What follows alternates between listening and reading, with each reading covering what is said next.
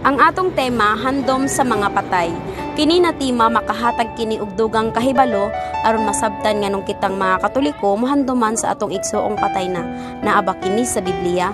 Hatagan nato kini og katin-awan. Mao kini ang nahisulat Sirach 7 verse 33. Pagmanggihatagon sa tanan nga mga buhi ug ayaw hikalimti ang paghandom sa mga patay. Klaro ang giingon sa Biblia. Ani ang sunod nga katin-awan. 2 Macabeo 12:43-45. Kung wala pa siya magtuo nga ang patay mabanhaw, usaon ta kabuta nga binuang ug walay kapuslanan ang pag-ampo alang kanila. Ang mga Katoliko wala makasubak sa balaod kay anaaman kini sa Biblia ug ato kining napamatud-an.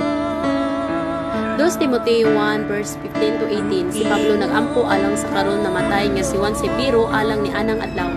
Ecclesiastes 7 verse 33. Magmagandang loob ka sa mga buhay at huwag mong ipagkait ang tulong mo sa mga patay.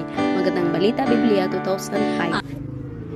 Ug sa karon imong nakita na ang gibuhat sa mga Katoliko nahiuyon di ay kini sa Biblia og dili binuang. Ania ang dugang bersikulo. Mangangaral 7 verse 1, Zacarias 14 verse 15, Mateo 25 verse 31, 2 Corinto 1:1. Nanghinaot ako na imong napamalandungan ang atong tema karon. Thank you for watching and God bless.